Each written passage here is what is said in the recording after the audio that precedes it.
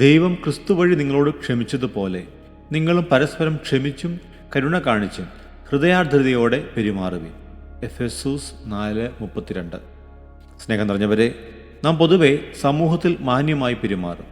എങ്കിലും പലപ്പോഴും നമ്മുടെ ഭവനത്തിൽ നമ്മോടൊപ്പം ജീവിക്കുന്നവരോട് സ്നേഹത്തോടെയും മാന്യമായും പെരുമാറുവാൻ മറന്നു പോകാറുണ്ട്.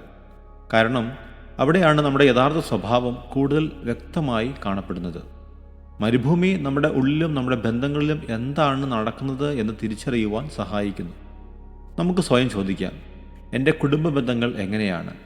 എൻ്റെ വാക്കുകളും സമീപനവും വീട്ടിൽ സമാധാനം സൃഷ്ടിക്കുന്നുണ്ടോ?